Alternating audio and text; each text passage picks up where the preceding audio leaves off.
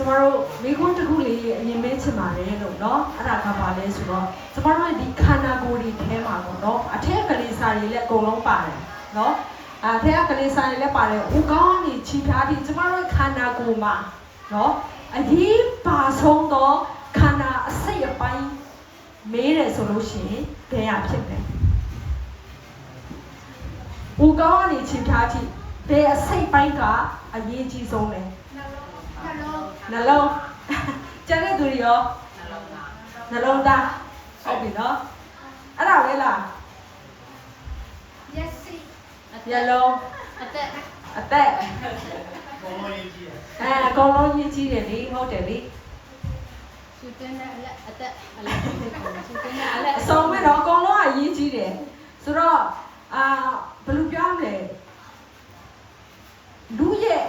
ဘယ်လိုပြောမလဲကျမတို့ရဲ့အတ္တတာပါလေကျမတို့ရဲ့အတ္တတာမှာအကုန်လုံးအရေးကြီးတယ်တခုချွတ်ယွန်းပြီဆိုတာနဲ့ခန္ဓာကိုယ်ကမစုံတယ်လို့ဖြစ်တယ်ပေါ့နော်ဒါပေမဲ့အဲ့ဒီထဲကနေပြီးတော့ဘာလဲဆိုတော့ကျမတို့စာအုပ်တွေပါဖတ်တဲ့အခါမှာမြန်မာအပိဋကဟိုdictionary တွေပါဖတ်တဲ့အခါမှာလေ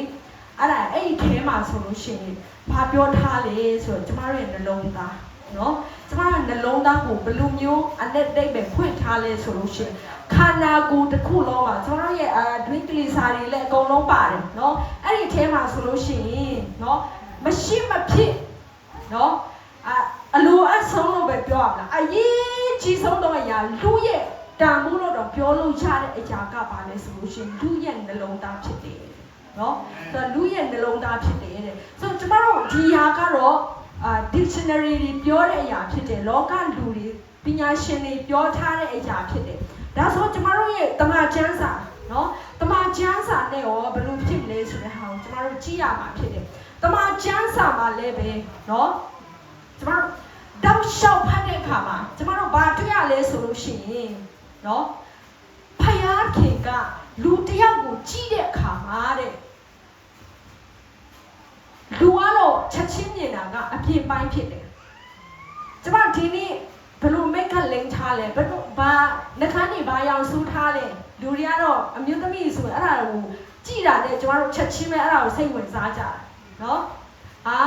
ဒီလူကဘယ်လိုအဝတ်စားတွေဝတ်တယ်ဒါပေမဲ့ဖယားတီကအရာစိတ်ဝင်စားတဲ့အရာရှိတယ်အဲ့ဒါကဘာလဲဆိုတော့တင်းတဲ့ကျွန်ုပ်ရဲ့နှလုံးသားဖြစ်တယ်နော်အရင်ကြည့်တယ်အဲ့ဒါကိုပဲဦးစားပေးတယ်အရင်လဲ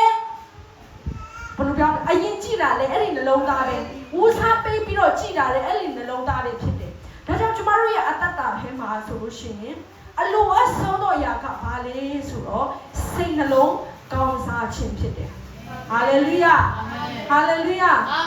လူကဘယ်တော့ပဲချောချောသူ့ရဲ့နှလုံးသားမကောင်းဘူးနှလုံးသားမလှဘူးဆိုလို့ရှိရင်အဲ့ဒီလူနဲ့ကြာပေါင်းဖို့ရအတွက်လည်းအဆင်ပြေလားမပြေဘူးဒါကြောင့်မို့လို့ကျမတို့ရဲ့အတ္တတာထဲမှာအရေးကြီးတယ်စိတ်လုံးကောင်းစားခြင်းဆိုတဲ့အရာကကြံတဲ့အရာတွေနဲ့နိုင်လို့မရအောင်နော်ဖယားခင်ကဒီလူကိုချီးမြှောက်တော့မယ်ဆိုရင်လည်းဘယ်ပေါ်မှာကြည့်ပြီးတော့ချီးမြှောက်လဲဆိုတော့သူ့ရဲ့နှလုံးသားနော်သူ့ရဲ့နှလုံးသားပေါ်မှာကြည့်ပြီးတော့ချီးမြှောက်တဲ့ဖယားကောင်းချီးပေးမယ်ဟဲ့ဆိုလို့ရှိရင်လေလူတွေရဲ့နှလုံးသားကိုကြည့်ပြီးတော့အတွင်းကြကိုကြည့်ပြီးတော့အသေးစိတ်ကိုကြည့်ပြီးတော့လူတွေကိုချီးမြှောက်ပိုင်တဲ့ဖယားနှိမ့်ချပိုင်တဲ့ဖယားဖြစ်တယ်ဟာလေလုယာဟာလေလုယာဟာလေလုယာဒါကြောင့်အရင်ကြီးကြီးတယ်ကျမတို့ရဲ့နှလုံးသားကောင်းစားဖို့ရအတွက်အရင်ကြီးကြီးတယ်ခုနလေကျမတို့ဆိုတဲ့တခြင်းထဲမှာပါလဲကိုယ်ရဲ့နှလုံးသားနဲ့တစ်ထပ်သေးကြခြင်းလေနော်အဲ့ဒါတခြင်းတက်မဟုတ်ဘူးကျမတို့ကကိုယ့်ရဲ့နှလုံးသားကိုဖယားရဲ့နှုတ်ကပတ်တော်နဲ့အမြဲတမ်းချိန်ကိုက်ပြီးတော့အမြဲတမ်းစစ်စစ်ကိုယ့်ရဲ့စာမီးပွဲတွေနေတိုင်းကိုဖြီးတဲ့စာမီးပွဲတွေမှာနော်ကျမတို့ဖယားခင်ကကြာရှုံးဖို့ရအတွက်အလိုတော်မရှိဘူးအောင်ဖို့ရအတွက်အလိုတော်ရှိတယ်ဟာလေလုယာနှလုံးသားကောင်းစားခြင်းကိုကျမတို့ကအရေးပေးရမှာဖြစ်တယ်ကျန်တဲ့ຢာတွေထက်ကျမတို့ပထမဦးစားပေးမှာထားရမှာဖြစ်တယ်ရှင်မင်းဒါဝိဒ်ကိုဘုရားခင်ကချီးမြှောက်တဲ့အခါမှာဘာကိုကြည့်ပြီးတော့ချီးမြှောက်လဲဆိုတော့သူ့ရဲ့နှလုံးသားကိုကြည့်ပြီးတော့ချီးမြှောက်တာနော်နှိမ့်ချတဲ့အခါမှာလေလူတစ်ယောက်ကိုနှိမ့်ချတဲ့အခါမှာလေသူ့ရဲ့နှလုံးသားကိုကြည့်ပြီးတော့ဒီလူကငါရဲ့အထံတော်ကနေလွဲသွားပြီနော် ဓမ္မဟောင်းကျမ်းကိုကြည့်တဲ့အခါမှာကျွန်တော်တို့ဗာတွေ့ရတယ်ဆိုတော့ဖျားခင်ကလေငါရဲ့လူတွေကတဲ့ငါရဲ့အထံတော်ကနေထွက်သွားတယ်တဲ့ငါရဲ့လူတွေကတဲ့ငါ့ကိုထားသွားကြတယ်ပေါ့နော်ငါရှိမှပြစ်မှားပြီလို့ပြောတဲ့အရာကအဲ့ဒီအချိန်အဲ့ဒီသူပြောနေတဲ့အချိန်မှာသူတို့ဗာလေရစ်ပူစော်တိုင်းပါနေလောက်တယ်ဒါပေမဲ့တကယ်ဖျားခင်ကသူပြောချင်တဲ့အရာကလူတွေရဲ့နှလုံးသားကဗာလေဆိုတော့ဖျားနဲ့တော်ဝေးသွားပြီနော်ကျမတို့ဒီမှာရှိတဲ့သူတွေဖျားကြောင့်လာနေရက်သားနဲ့ကျမတို့နှလုံးသားကရောက်ချင်မှရောက်မယ်အာမင်နော်ဆိုတော့အဓိကရည်ကြီးဆုံးကပါလဲဆိုတော့အနုဝေးလဲပါလာပါကျန်တဲ့ကျဆောင်လဲပါလာပါအရေးကြီးဆုံးအချက်ကပါယူလာမလဲနှလုံးသားကျမတို့နှလုံးသားကိုရှစ်ပလင်မှာရှစ်ကောင်အနေနဲ့ကျမတို့ဖခင်ရဲ့ရှစ်မှာပူဇော်ပြီးတော့ဘုန်းဝင်ရတာဖြစ်တယ်ဟာလေလုယာဟာလေလုယာအာမင်ဟာလေလုယာအာမင်ဟာလေလုယာဒီနှလုံးသားတစ်စုံပါတယ်ဆိုလို့ရှိရင်ဖခင်သိကျင်တတ်တယ်နော်ကျန်တဲ့ຢာတွေမပါနဲ့လို့ပြောချင်တာမဟုတ်ဘူးဒါပေမဲ့ကျမတို့ကကျန်တဲ့ຢာတွေပုံပြီးတော့ဦးစားပေးတယ်နော်နှုတ်သက်ချီးမွမ်းတာတွေကျန်တဲ့ຢာတွေကိုကျမတို့ကတစ်ခါကြိုက်အာယုံဆိုင်တယ်ဒါပေမဲ့ဘုရားရှင်ကဒီလူကဒီသမီးကဒီသားကငါရှိရောက်လာတယ်ဘာရစ်ပူစော်လဲနော်အသီးနာနေယူလာလားဘာဒီယူလာလဲအဲ့ဒါလဲစိတ်ဝင်စားပါတယ်ဒါပေမဲ့အဲ့ဒီထက်သူအရင်ကြည့်တဲ့အရာကဘာလဲဆိုလို့ရှိရင်နှလုံးသားအာမင်နော်အာမင်နှလုံးသားနဲ့တကယ်ကိုနှလုံးသားမှာတော့မှ तू ကအလယ်လက်နော်နှလုံးသားသူများတွေပြောတဲ့ပုံစံရဆိုလေးချမ်းလေးပိုင်းရှိတယ်လို့ပြောတာနော်နှလုံးသားတစ်ခုလုံးအကျွေးမဲ့နဲ့ပူဇော်ခြင်းကိုဘုရားရှင်ကကျေနပ်တာဖြစ်တယ်ဟာလေလုယာအာမင်ဟာလေလုယာအာမင်ဒါကြောင့်ကျွန်တော်တို့ကနေ့တိုင်းအသက်ရှင်တဲ့အခါမှာနှလုံးသားကောင်းစားဖို့ရအတွက်အရန်ရည်ကြီးတယ်အဲ့ဒါကပါလဲဆိုနေ့တိုင်းဘုရားကိုကျွန်တော်တို့ပူဇော်တဲ့အရာဖြစ်တယ်ဆိုတော့ကျွန်တော်တို့ကျမ်းစာပါတယ်ဆိုလို့ရှိရင်ရှင်ယောဟန်ဩဝါဒစာတတိယဆောင်နော်ရှင်ယောဟန်ဩဝါဒစာတတိယဆောင်ခန်းကြီး1ပိုင်းနဲ့နှစ်ကိုကျွန်တော်တို့ဖတ်ဖို့ရအတွက်အားလုံးခေါ်ဖိတ်ချင်ပါတယ်3ယောနော်3ယောခန်းကြီး1ပိုင်းနဲ့နှစ်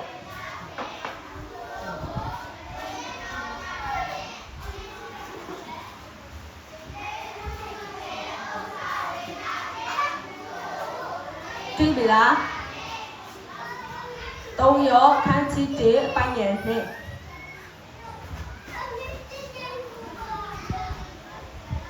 တွေ့တယ်ဆိုရင်တူဖတ်ရအောင်အချင်းချစ်သူတင်းစိတ်နှလုံးတည်ကောင်းစားတဲ့ကဲ့သို့တင်းဒီအရာရာ၌ကောင်းစားခြင်းနဲ့ကြားမှခြင်းရှိမြင့်ကြောင်းဝါစုကြောင်းဤနောက်ခေါက်ပြန်ဖတ်ရအောင်အချင်းချစ်သူတင်းစိတ်နှလုံးတည်ကောင်းစားတဲ့ကဲ့သို့တင်းဒီအရာရာ၌ကောင်းစားခြင်းနဲ့ကြားမှခြင်းရှိမြင့်ကြောင်းဝါစုကြောင်းဤနောက်ဘက်တော့အားဖြင့်ရောက်စီတာဖျားရှိကောင်းကြည့်ပေးပါစေအာမင်ဆိုတော့ကျမတို့ဘာတွေ့ရလဲဆိုလို့ရှိရင်သိစိတ်နှလုံးဒီတဲ့ကောင်းစားတဲ့ကဲ့သို့နော်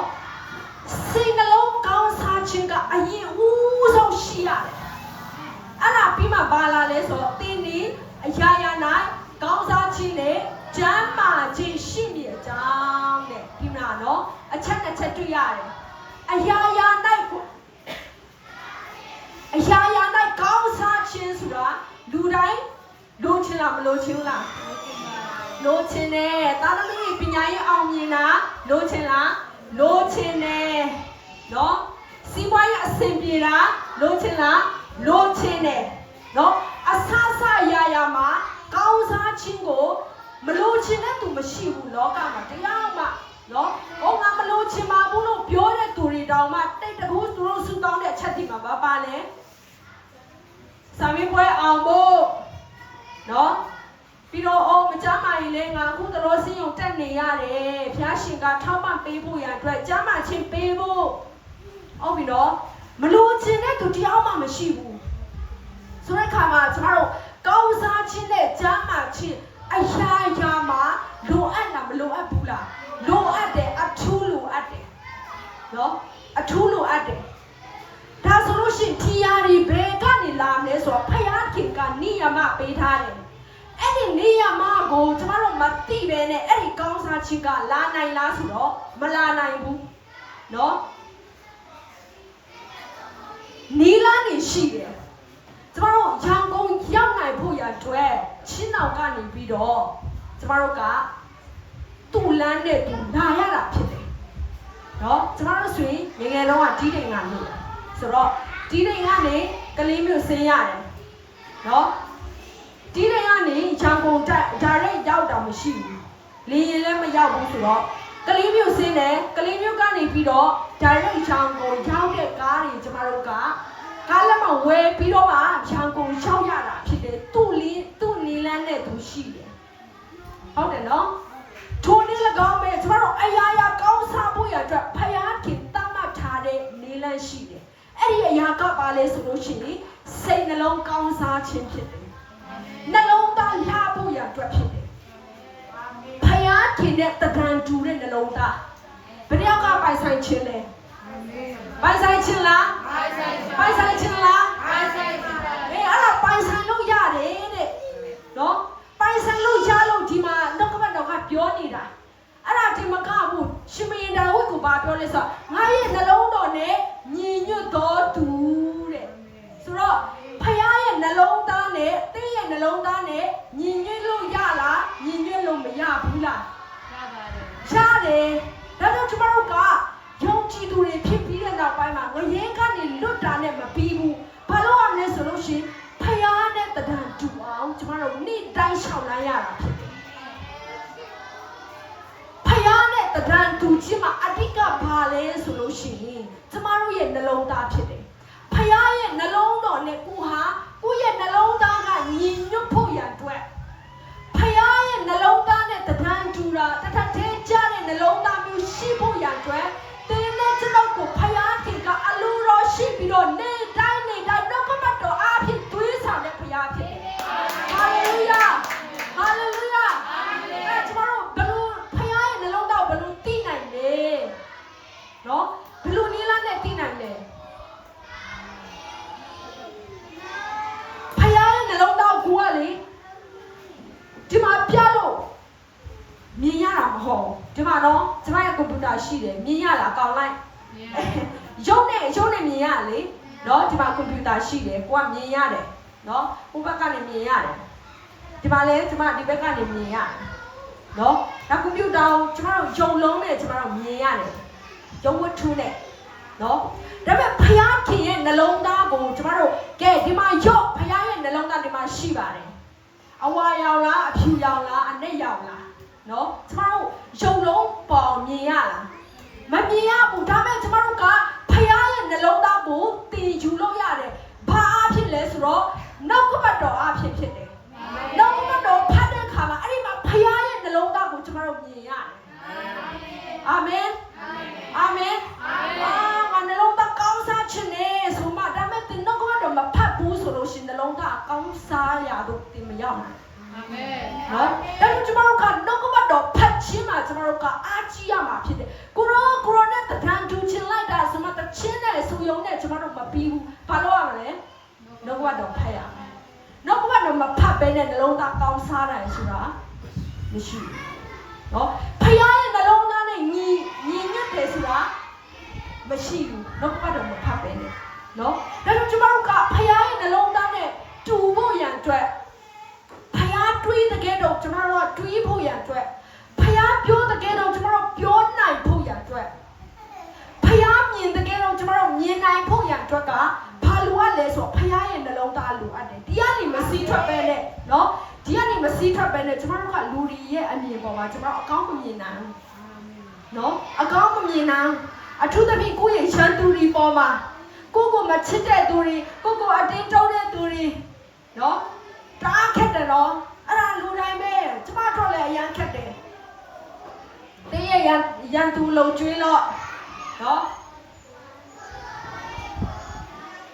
အဲ့ဒါမျိုးတွေကကောင်းတာသိတယ်ဒါပေမဲ့ကျမတို့ကမလုံနိုင်ဒါပေမဲ့ဘာအဖြစ်ကျမတို့လုံနိုင်လေဘယ်အရာကကိုရန်သူတွေကိုအကောင်းမြင်စီလဲဆိုတော့နှုတ်ကပတ်တော်ထဲရောက်သွားတဲ့အခါအိုးနှုတ်ကပတ်တော်ထဲမှာဖယားကဒီလိုပြောထားတယ်သခင်ယေရှုကဘယ်လိုမျိုး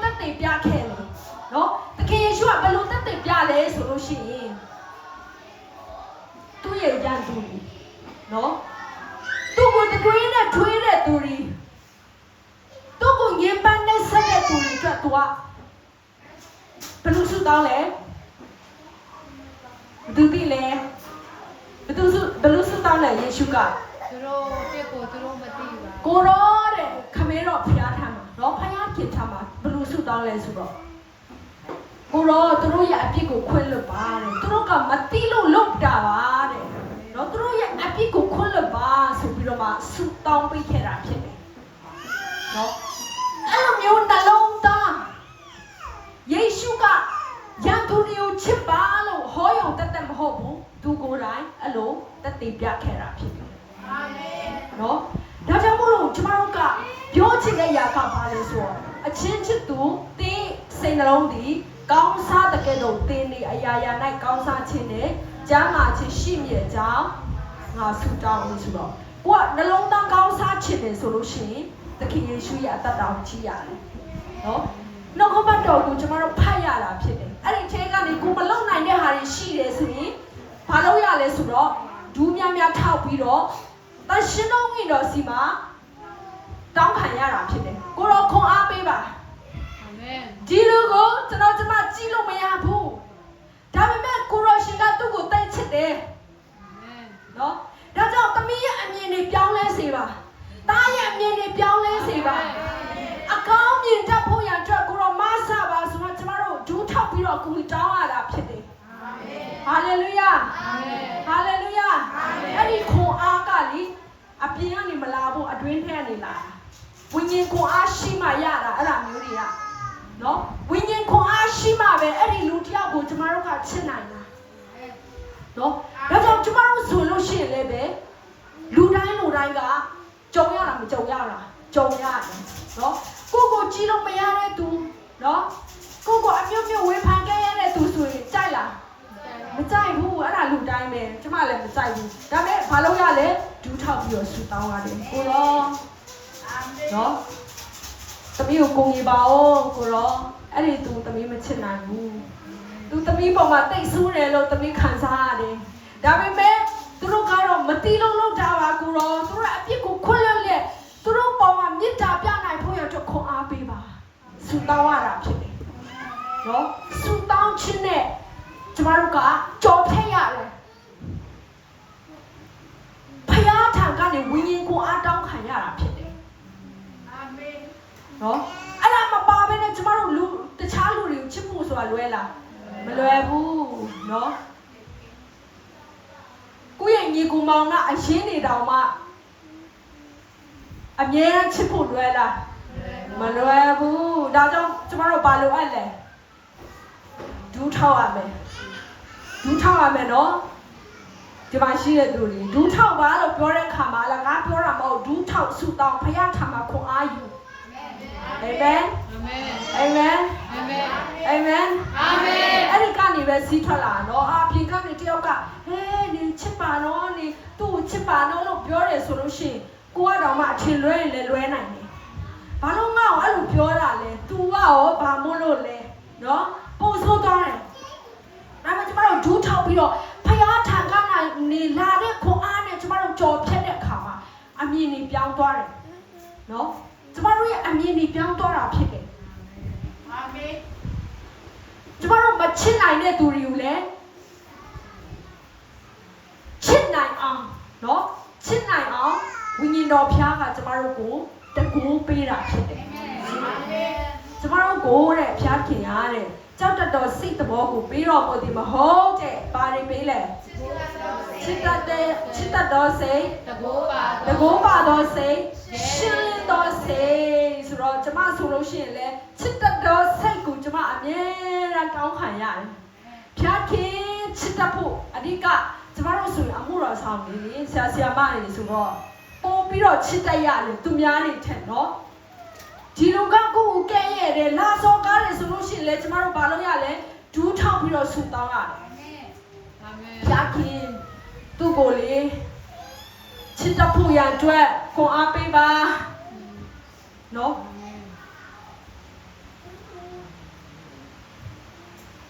ဖျားခင်မုန်းတဲ့စိတ်ပေးလား မပေးဘူးချစ်တတ်တဲ့စိတ်ပဲပေးတယ်ဒါကြောင့်မုန်းတဲ့စိတ်တော့နော်အဲ့ဒါမျိုးတွေဆိုလို့ရှိရင်ကျမစီမှာလည်းခဏခဏဝင်ရောက်လာတယ်ဒါပေမဲ့ကျမတည်ထားတယ်အော်ဒါကဖယားစီကနေမလာဘူးဖယားစီကနေလာတဲ့အရာကတကယ်ကိုအကပေမေတ္တာနဲ့နော်ချစ်တတ်တဲ့စိတ်လူတွေကတော့လူတွေပါပဲနော်ချစ်စရာကောင်းတဲ့သူလည်းရှိတယ်မကောင်းတဲ့သူလည်းရှိတယ်ဆိုတော့ဒီလူတွေကိုကျမတို့ကချစ်နိုင်ဖို့ရန်အတွက်မေတ္တာတွေစီးထွက်လာတဲ့နေရာကတနေရာပဲရှိတယ်အဲ့ဒါပါလဲဆိုတော့ဖယားခင်ထားကနေပဲဟာလေလုယာဒါကြောင့်မို့လို့ဒီနေ့မှာပြောပြချင်တဲ့အရာကဘာလဲဆိုလို့ရှိရင်ကျမတို့နှလုံးသားကောင်းစားခြင်းဆိုတာနေ့တိုင်းစာမေးပွဲတစ်ခုအာမင်နော်စာမေးပွဲတစ်ခုလိုပဲဖြစ်တယ်ဒီနေ့အောင်နေဆိုရင်မနေ့ဖြန်နောက်ထပ်စာမေးပွဲရောက်လာမယ်အဲ့ဒီမှာလည်းသင်အောင်ဖို့လိုတယ်နော်ပြီးတော့အဲ့ဒါဒီကြော်ပြီးတာနဲ့ဒါပေမဲ့ဖယားအရန်ကောင်းမြတ်တယ်နော်ဒီတိုင်းမထားဘူးကိုယ်ကစာမေးပွဲအောင်တဲ့အခါမှာအတန်းကတင်ရတယ်လို့ပဲဖယားရဲ့ချီးမြှောက်ခြင်းတွေလည်းတစ်ခုပြီးတစ်ခုလာတာဖြစ်တယ်ဟာလေလုယာဟာလေလုယာဂေါဒါဝိနဲ့ဂေါလိယနော်အားလုံးကပုံပြင်လို့တည်ထားတယ်တိတ်လေးနဲ့တယ်နော်ဒါဝိကိုဖယားကရှင်ဘုရင်ကြီးနဲ့ဗိတ်သိက်ပေးလိုက်တဲ့အခါဗိတ်သိက်ပေးလိုက်တဲ့အခါနော်ချက်ချင်းရှင်ဘုရင်ဖြစ်သွားလားမဖြစ်သွားဘူးအဲ့ဒီဂျားကာလမှာသူစာမေးပွဲအများကြီးဖြေဆိုရတာဖြစ်တယ်နော်ဒါကြောင့်ကျမတို့ရဲ့အသက်တာထဲမှာလေးပဲဘာလို့အလဲဆိုလို့ရှိရင်ကျမတို့ကဖယားရဲ့ချီးမြှောက်ခြင်းဖယားရဲ့နော်ဒီမှာရှိတဲ့အရာရာနဲ့ခေါင်းစားခြင်းကိုတော့အားလုံးကလိုချင်ကြတယ်ဒါပေမဲ့နှလုံးသားကြီးမှာဖယားခင်ကစာမေးပွဲစစ်လိုက်ပြီဆိုလို့ရှိရင်ခဏကြားတယ်နော်အဲ့လိုမျိုးတွေမဖြစ်သင့်ဘူးယုံကြည်သူတွေကဘာလဲဆိုတော့နှလုံးသားစာမေးပွဲမှာအောင်တဲ့သူပဲဖြစ်ရမယ်အာမင်ဟာလေလုယာအာမင်အောင်လေကိုဟာချီးမြှောက်ခံရလေပဲနော်ဒါကြောင့်ကိုကတော့ခဏမဖြစ်အောင်တော့လိုတယ်နော်ဒီနေ့မှလည်းကိုဖြင်းနေကြစာမေးပွဲပဲဖြင်းမယ်ဆိုလို့ရှိရင်အောင်မဖြင်းဘူးဆိုလို့ရှိရင်နောက်နေ့မှလည်းပဲဒီရာကိုပဲထပ်ပြီးတော့ဖြင်းရမှာဖြစ်တယ်ဒါကြောင့်ကျမတို့ကဘာလို့အလဲဆိုတော့စာမေးပွဲဖြင်းတဲ့အခါမှာကိုဖြင်းတဲ့အရာတိုင်းကိုအောင်ဖို့ရန်အတွက်လိုအပ်တယ်အဲ့ဒါကဘယ်နေရာမှာရှိလဲဆိုတော့ခုနပြောတယ်ဒူးထောက်ခြင်းဖယားခင်မှာစူတောင်းခြင်းမှာဖယားရဲ့အထူးကူမခြင်းနဲ့ကျမတို့အဲ့ဒီစာမေးပွဲတွေအောင်ရတာဖြစ်တယ်အာမင်ဟာလေလုယာအာမင်ဟာလေလုယာအာမင်ကျမတို့ဆိုလို့ရှိရင်လည်းပဲနော်ဖြေရတယ်လူတွေနဲ့ပတ်သက်တဲ့စာမေးပွဲတွေဖြေရတာဖြစ်တယ်တခါဆိုလို့ရှိရင်ကျမမဟုတ်မမှန်ကိုအပြစ်လာဆက်ဆွဲတာတော့ဘာလို့ဆိုလို့ရှိရင်တိတ်ပြီးမှမခံနိုင်ဘူးလူငယ်ချိန်မှာဆိုပုံဆိုးတာပေါ့နော်တိတ်ပြီးတော့မကြိုက်ဘူးဘာဖြစ်လို့ငါမဟုတ်တာသိရတာလဲဘာဖြစ်လို့လူတွေကိုအထင်မအောင်လူတွေကကိုပဲလာဆက်ဆွဲတာလေဆိုမှနော်ကျမကိုမေးဖို့တော့အဲ့ဘာဒီငါကြုံနေတာလဲပေါ့နော်ဒါပေမဲ့ဒူးထောက်ပြီးတော့ဆူတောင်းဖယားမျက်နှာရှာဖွေတဲ့အခါဘာဖြစ်လဲဆိုတော့ဖယားကြီးကယေရှုရဲ့အသက်တာကိုပြတယ်နော်ပြန်ပြီးတော့မှ remind ပေးတယ်ပြီးအခါမှာယောသရဲ့အသက်တာအဖြစ်နော်ယောသချင်းရောက်ချင်းခံရဖို့ရအတွက်သူဘာစာမေးပွဲတွေဖြေခဲ့လဲသူဖြေခဲ့တဲ့စာမေးပွဲတွေပြန်ကြည့်တဲ့အခါမှာအမလေးသူရတဲ့ကောင်းကြီးတွေတောင်မှကိုကလူချင်းစိတ်ကြောင်ပျောက်သွားတယ်နော်ဘယ်လိုဖြစ်လဲညီကိုရီးယားသူ့ကိုရောင်းစားတယ်အဲ့ဒါတင်မကောက်သူတခြားတိုင်းပြည်ရောက်သွားတဲ့အခါမှာနော်ပေါ်တီဖာရဲ့မိန်းမရဲ့နော်လှည့်စားခြင်းကိုခံလိုက်ရတယ်ထောင်ထဲရောက်သွားတယ်နော်သူ့အပြစ်လားမဟုတ်ဘူးဒါပေမဲ့အဲ့ဒီဇာမင်းပွဲတွေတစ်ခုပြီးတစ်ခုအောင်ပြီးတဲ့ခါကျမှကြီးမားတဲ့ဖခင်ရဲ့ချီးမြှောက်ခြင်းကလာတယ်အာမင်ဟာလေလုယာအာမင်ဟာလေလုယာအဲ့ဒီမှာဖခင်ရဲ့ဘုန်းတော်ကြီးမားစွာနဲ့ထင်ရှားတာဖြစ်တယ်ဒါကြောင့်ကျမတို့ဆိုလို့ရှိရင်နော်ဒီယာရီနဲ့ခွန်အားယူတဲ့ခါမှာအမြဲတမ်းခွန်အားရတယ်။အိုးငါခံတဲ့ဟာတွေကဘာမှမဟုတ်ဘူး။ကျမတော့အရင်လေကျမရဲ့အားသာချက်လို့လေပြောလို့ရတယ်။အားနဲ့ချက်လို့လေပြောလို့ရတယ်။အရာတစ်ခုကဘာလဲဆိုလို့ရှိရင်လူတွေပြောတဲ့စကားလုံးကိုအရင်တောင်းပန်ထားတယ်။နင်ဘာမှမဟုတ် ဘာလဲဘာမှလည်းအသုံးမကျဘူးလို့ပြောခံရပြီဆိုနည်းနည်းစိတ်ထဲမှာအယံကိုဒီထဲကနေခက်ခါတိတိခံစားတတ်တယ်တော့သူတို့ကတော့စိတ်ထဲမှာရှိချင်မှရှိမှလीပြောထွက်လိုက်တာဒါပေမဲ့ကိုကတော့အကြီးကျယ်ခံစားတာဟာငါ့ကိုများလို့ပြောရသလားနော်ကိုကတော့ဘာမှမဟုတ်ပြီမဲ့အဲ့လိုပြောခံရပြီဆိုလို့ရှိရင်လုံးဝကိုမကြိုက်တာအမှန်တည်းပြောတာနော်အဲ့ဒါလုံးဝကိုမကြိုက်တာဒါပေမဲ့အဲ့ဒီအရာတွေကိုကြုံလာတဲ့အခါခါတိုင်းမှာဒူးထောက်ဆူတောင်းနေမျက်ရည်ကျတယ်နော်ဒီထဲမှာနာချင်းချစ်ကိုတကယ်ကိုခံစားနော်ဒါပေမဲ့ကျမအဲ့ဒီအချိန်မှာဖခင်ရဲ့မျက်မှောက်တော်ထဲရောက်ပြီးတော့ကိုယ့်ရဲ့အခက်ခဲတွေကိုယ့်ရဲ့ဝမ်းနည်းခြင်းတွေအားလုံးအကုန်လုံးကဖခင်ကဘယ်လိုပြောင်းလဲစေလဲဆိုတော့ဖခင်နဲ့မြတ်များထိတွေ့ဖို့ရအတွက်ဖခင်နဲ့မြတ်များအချိန်ယူဖို့ရအတွက်ဖခင်ကအဲ့လိုမျိုးကောင်းကြီးအနေနဲ့ပြောင်းလဲပေးတာဖြစ်တယ်ဟာလေလုယာဟာလေလုယာအဲ့ဒီကောင်းကြီးကျမရပြီးတဲ့အခါမှာကျမဘယ်ရနဲ့မှလဲလို့မရဘူးအခက်ခဲဟိုတောင်မှတစ်ခါကျပြန်ကျေးဇူးတင်တယ်။အော်ငါဒီခက်ခဲတွေမကြုံဘူးဆိုငါဒူးထောက်ချင်မှဒူးထောက်မှာဖယားနဲ့အချိန်ယူချင်မှအချိန်ယူမှာငါအစားရှောင်းဆူတောင်းချင်မှဆူတောင်းမှာနော်ဘာဖြစ်လို့လဲကျမတို့ရဲ့အသက်တာထဲမှာလေအခက်ခဲတွေကပဲကိုယ့်ကိုဖယားနဲ့နီးစပ်ဖို့ရအတွက်တွန်းပို့တာဖြစ်တယ်။သူရဲ့မျက်မှောက်တော်ထဲကိုချက်ဖို့ရအတွက်ကျမတို့ကိုဟိုနေရာနေတက်ခိုင်းလိုက်တော့ဒီကနေပြောဆိုလိုက်ဆိုကိုမှနေစရာမရှိဘူးဘယ်နေရာပဲကြံလဲဆိုတော့ဖယားမျက်မှောက်တော်တစ်ခုပဲကြံတော့တယ်အဲ့လေမျက်မှောက်တော်ထဲမှာအမြဲတမ်းနေဖြစ်ရင်းနဲ့ဖယားရဲ့မြတ်တာကိုတာရင်ခံစားကျေးဇူးပြုချခံစားပြီးတော့နောက်ဆုံးမှာဒီယာတွေကပဲကိုဘာဖြစ်စေလဲဆိုတော့ဖယားနဲ့ပုံပြီးတော့ရင်းနှီးစေတယ်ဟာလေလုယာဖယားရဲ့နှလုံးသားနဲ့ညီစေတယ်ဟာလေလုယာဟာလေလုယာဟာလေလုယာအဲ့ဒါကြောင့်ခုချိန်မှာဒီနေ့မှာဆိုလို့ရှိရင်လည်းပဲဟိုအခက်အခဲတစ်ခုငါကြုံနေရတယ်ဘယ်လိုဖြစ်တာလဲလို့မိခွန်းထုတ်တဲ့သူတွေရှိတယ်ဆိုလို့ရှိရင်ဒီဟာကဒီဖယားနဲ့ထိတွေ့ဖို့ရအတွက်အကြောင်းဖြစ်တယ်ဒီဖယားရှိမှကျိုးရတာထောက်ဖို့ရအတွက်ဖြစ်တယ်ဖယားနဲ့ဖူးတွေ့ဒူးတွေ့တင်တွေ့ဖို့ရအတွက်ဖယားခင်ကနေလာပေါင်းဆိုအားဖြင့်တင့်ကိုသူ့ရဲ့ခြေတော်ရင်းမှာတွန်းပို့ပေးနေတာဖြစ်တယ်ဟာလေလုယာဟာလေလုယာဝိညာဉ်မျက်စိတွေကျမတို့ဖွင့်ရအာမင်တခါကျကျမတို့ကြုံနေရတဲ့အရာတွေကိုကြည့်ပြီးတော့အလွယ်တကူကျမတို့ကဘာလဲဆိုလူတွေကိုအပြစ်တင်လိုက်နော်ကျမဆိုလဲဖြစ်တတ်တယ်လူတွေကိုအပြစ်တင်တိုင်းကျမမလုံတတ်ဘူးလားဆိုတော့လုံတတ်တယ်ဒါပေမဲ့ဝိညာဉ်မျက်စိတကယ်ပွင့်သွားတဲ့အခါမှာဘာဖြစ်သွားလဲဆိုတော့အော်ဒီရာဒီဖခင်ကိုကိုချီးမြှောက်ဖို့ရန်အတွက်သူ့ရဲ့အကြံစီပါလားနော်ကျမဆိုလို့ရှိရင်ဆုမတောင်းထောင်းဒါပေမဲ့ဖခင်မျက်မှောက်တော်မှာများနေတဲ့အခါမှာအဲ့ဒီနေရာမှာပဲပျော်မွေ့တော့တယ်နော်ကျမအဆုမတောင်းထောင်းဒါပေမဲ့ရကောင်းကြီးမိလားခံစားတဲ့အရာတွေမြောက်များစွာရှိတယ်အာမင်နော်တခြားနိုင်ငံတွေကိုလည်းဖခင်ပို့ဆောင်ပေးတယ်နော်တခြားနိုင်ငံတွေဖခင်ရဲ့ကျေးဇူးတော်တက်အားဖြင့်စင်ကာပူမှာလည်းနော်ခုနကကျွန်တော်တို့ဆိုတဲ့တခြင်းတွေနော်ဘာလဲမိုးတိမ်တွေနဲ့လမ်းပြသူအဲ့ဒီတခြင်းဆက်တဲ့နော်တီးဆရာတွေပြီးတဲ့အခါမှာနောက်ဘာလဲကိုရောရဲ့ကျေးဇူးတော်အဲ့ဒီတခြင်းဆက်တဲ့ဆရာတွေသူတို့ကတင်းတော်တစ်ပါးလေးဖြစ်တယ်အဲ့ဒီဆရာနှစ်ပါးကလေအဲ့ဒီတင်းတော်မှာလည်းကျွန်မနှုတ်ဘတ်တော်ဝင်ငါခွင့်ရတယ်ဟာလေလုယာဟာလေလုယာအာမင်ခုနလည်းကျွန်တော်ဆိုနေတဲ့ချိန်မှာအဲ့ဒီတင်းတော်ကိုကျွန်မရဲ့ဝိညာဉ်ထဲမှာကျွန်မအယံတတိယလာဟိုးလို့ဘုရားရှင်ရန်ကောင်းမြတ်တယ်သူတို့ဆက်တဲ့တခြင်းတွေနော်မြန်မာပြည်မှာဆိုရင်အတင်းတော်တော်များများမှာဆိုနေတာကိုတွေ့တဲ့အခါမှာနော်တကယ်ကိုသူတို့လည်းသူတို့ရဲ့အဓိကတက်တည်ခံချက်ကလည်းအဲ့ဒါပါပဲအဲ့ဒီဆရာနော်မိုးတိမ်တွေနဲ့လမ်းပြသူဆက်တဲ့တခြင်းဆိုလို့ရှိရင်သူဆက်တဲ့သူဆိုလို့ရှိရင်သူတို့ခလေးမရအောင်နော်အင်တာဗျူးရာကြားပြီးခလေးမရအောင်ဒါပေမဲ့မရတော့ဘူးလားပေါ့နော်အရန်မိခွန်းထုတ်တယ်ဖခင်ရဲ့မျက်မှောက်တော်ထဲမှာသူမြတ်နေတဲ့အခါမှာတခြင်းတွေထွက်လာတယ်အာမင်နော်တခြင်းတွေထွက်လာတယ်အခက်ခဲအားဖြစ်မယ်နော်အဲ့ဒါခလေးတက်ရချင်တာဒါပေမဲ့မရဘူးဒါပေမဲ့ဒီရအားဖြင့်သူတို့လည်းနော်ဖခင်ကဆူတောင်းရင်းနဲ့တခြင်းလေးထွက်လာတယ်နော်ဘယ်လောက်ထိကောင်းချီးဖြစ်လဲဆိုတော့သူတို့ရဲ့အခက်ခဲကကိုယ်အတွက်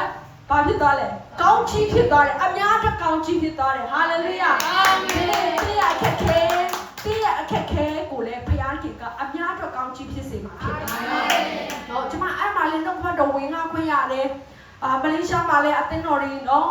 တော်တော်များများမှာချင်းလူရောမြန်မာလူရောနော်အဲ့လိုမျိုးဖယားရဲ့တော့ဘာတော့ဝင်ငါခွင့်ရတဲ့ခါမှာကျေးဇူးတော်ချီးမွမ်းတယ်အိုးဖျားခင်ကိုယ့်တော့ဘာတော့ဝင်ငါဖို့ရအတွက်တမီးမထိုက်တန်ပါဘူးနော်ကျွန်မဆိုမီဒီယာဆိုအရန်ကြောက်တယ်အရင်တော့ကလေမီဒီယာဆိုတိတ်ကြောက်တာအရှိမထွက်ပြီးတော့ဘာလို့ရမှာဆိုလို့ရှိရင်ကျွန်မတိတ်မကြိုက်ဘူးကုတ်လေးပဲနေချင်တဲ့သူထဲမှာပါတယ်ဒါပေမဲ့ဖျားခင်ရန်ကောင်းမြတ်တယ်သူနဲ့ထိတွေ့ပြီးတဲ့နောက်ပိုင်းလေနောက်ဘာတော့ဝင်ငါဖို့ဆိုကျွန်မ3နာရီကြာလဲဝင်ငါနိုင်အဲ့လိုဆိုတော့မကြောက်နဲ့နော်ဒီနေ့ကတော့အစောကြီးပြီးပါပါလို့ဟွာ force square အတင်းတော့ပေါ့နော်အဲ့ဒီမှာဆိုလို့ရှိရင်တင်တန်းပေးဖို့ရအတွက်နေရာတီဟွာလဲအဲ့ဒီမှာတစ်ခေါက်ပေါ့နော်ကျမတို့ဖိတ်တဲ့ခါမှာကျမတို့လည်းသွားတယ်အဲ့မှာသွားရင်းနဲ့ဘာဖြစ်သွားလဲဆိုတော့သူတို့က3နာရီအချိန်ပေးထားပေါ့နော်3နာရီအချိန်ပေးတော့ကျမလည်းအားရပါရဟောပြီးတဲ့ခါမှာအောက်ပြန်ဆင်းလာတော့လေအဲ့မှာရှိရယုံကြည်သူဟာဆရာမရေ3နာရီတောင်မှကြာပြီးတော့တရားဟောတာအရန်ကိုမောမှာပဲဆရာမရေထိုင်ပါအောင်ဆိုကျမကလည်းတကယ်လည်းဆိုကျမမနာချင်သေးဘူးဒါပေမဲ့သူတို့အချိန်မှာတော့ကျမအရန်ပင်ပန်းမယ်ထင်တာပေါ့နော်ဆိုလိုတာပါလဲဆိုလို့ရှိရင်ကျမတခါတော့ကျမတကယ်ကိုအခက်ခဲအချက်တွေရောက်တယ်နော်ကိုရဲ့အရှိမဣတိလလူမျိုးတွေလိုပဲပင်လေကြီးကကာထားတယ်အနောက်မှာဖာရိုစစ်တပ်တွေကလိုက်လာတယ်လို့ပဲကျမအထဲမှာမိုးချက်ပြီးတော့နေနေတဲ့အချိန်မှာကျမတော့လုံးဝ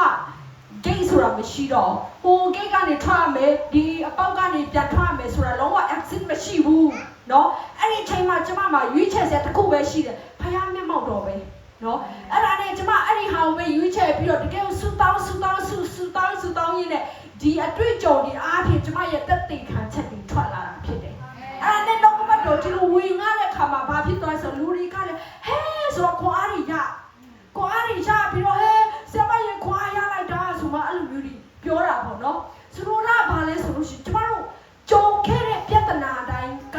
ဘာဖြစ်လဲဆိုတော့ကျမတို့ဝိညာဉ်မျက်စိနဲ့မြင်တတ်တယ်ဆိုလို့ရှိရင်ဖယားဘုံတော်အတွက်ပဲတက်တည်ခံဖို့အကြောင်းတက်တယ်ဖြစ်တယ်ဟာလေလုယာအာမင်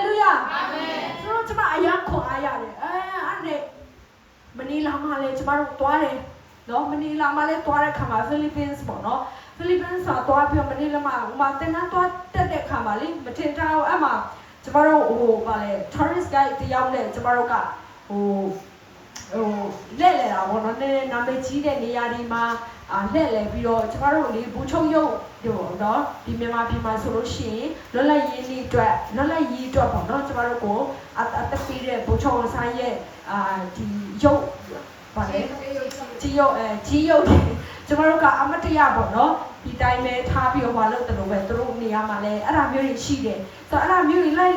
ကြည့်နေတနည်းအားမှာတကယ်တော့သူတို့ထိတ်တန်းမင်းသားတယောက်ပေါ့နော်မနီလာမှာဖိလစ်ပင်းနိုင်ငံရဲ့မနီထိတ်တန်းမင်းသားတယောက်နည်းနည်းတော့အသက်ကြီးပိုင်းရောက်ပြီပေါ့နော်ဆိုတော့အဲ့ဒီတယောက်နဲ့ကျမတို့မထင်ထားပဲနဲ့တွေ့တယ်ပေါ့နော်အဲ့ဒီမှာတွေ့တဲ့ခါမှာတက်ပုံဒီပါရိုက်သူကတော့ကိုမသိဘူးလေကိုကလည်းအစပိုင်းမှာမသိဘူးဒါပေမဲ့အဲ့လိုမျိုးနည်းနည်းလေးစကားပြောခွင့်ရတယ်ပေါ့နော်စသဖြင့်သူတို့တော့ပြောချင်တဲ့ຢာကပါဆိုကိုရီစူတောင်းတဲ့အချက်ထဲမှာအဲ့ဒါမျိုးတွေမပါဘူးဒါပေမဲ့ဒီຢာတွေအဲ့လိုမျိုးလူတွေတွေးဖို့မလွယ်တဲ့သူတွေနဲ့လည်းဖယားထေကမထင်မှတ်ပဲနဲ့ဆုံးစေတယ်တော့ဒီຢာတွေကျမကြည့်တဲ့အခါမှာလို့ဖယားတင်သိကောင်းမြတ်တယ်လို့ငါဖယားနဲ့အချိန်ယူတဲ့စက္ကန့်တစ်ခုချင်းစီတိုင်းမိနစ်တစ်ခုချင်းစီတိုင်းနာရီတစ်ခုချင်းစီတိုင်းလုံးဝအချင်းလေးဟလာတာလုံးဝတစ်ခုမှမရှိဘူးဟာလေလုယာအားကြောင့်ဖယားခင်ကဘာဝယူအရှင်ဦးဆုံးတုံတင်လဲဆိုတော့သူ့ရဲ့နှလုံးတော်နဲ့ညီတဲ့အတ္တတာကိုအရှင်တုံတင်တယ်အဲ့ဒါပြီးပြီဆိုလို့ရှိရင်တကူဖယားရဲ့ချီးမြှောက်ခြင်းကိုဖယားခင်ကခံစားစေတာဖြစ်တယ်ကျမတို့အပြေဝယုံကြည်တယ်အဲ့လိုပြောတဲ့ခါမှာကိုကတကယ်ကိုကောင်းနိုင်လို့ဆိုတဲ့ဟာမျိုးမဟုတ်ပါဘူးเนาะဒါပေမဲ့ကိုလည်းမကောင်းနိုင်လို့ဘာလို့လဲအဲ့လဲဆိုတော့ဒူးထောက်ပြီးတော့ဖယားနဲ့အချိန်ယူရတာเนาะကိုကနှလုံးသားကောက်ချစ်တဲ့သူရုံမာတဲ့သူဆိုလို့ရှိရင်သူများတနာကြီးဖယားနဲ့အချိန်ယူတယ်ဆိုကိုက3နာရီလောက်ကိုယူရတာเนาะဘာလို့လဲဖယားခင်ကသူနဲ့အချိန်ယူတဲ့ခါမှာကိုရဲ့အတ္တတာကိုပြုတ်ပြင်ပြောင်းလဲစေတာဖြစ်တယ်အာမင်ကိုရဲ့စိတ်နှလုံး ကိုပြုတ်ပြင်ပေးတာဖြစ်တယ်နှလုံးသားပြောင်းလဲခြင်းဆိုတာကဖခင်နဲ့နီးကပ်စွာနဲ့စကားပြောမှဖခင်ထံကနေနီးခံမှဖခင်ရဲ့ဘေးနားမှာမြဲမြဲနေမှသာလေဘာဖြစ်လဲဆိုတော့ဖခင်ရဲ့ဓာတ်တွေကူးလာတာဖြစ်တယ်ဖခင်ရဲ့နှလုံးသားကကူးဒီအတ္တထဲမှာကူးဆက်လာတယ်နော်ကြောင်ပြန်ဟပ်လာတာဖြစ်တယ်ဟာလေလုယာဟာလေလုယာဟာလေလုယာအားကြောင့်ဒီနေ့မှာဘာပြောချင်လဲဆိုလို့ရှိရင်တင်းရဲ့နှလုံးသားကိုနှုတ်ကပတ်တော်ထဲမှာစိန်ထားပါလို့နော်အာမင်အာမင်အဲ့ဒါဘာပြောချင်လဲဆိုတော့ဖခင်နဲ့မြင်များအချိန်ယူပါကိုရောသမီးရဲ့နှလုံးသားတားရဲ့နှလုံးသားကိုရောနဲ့ထပ်တူကြားချင်တယ်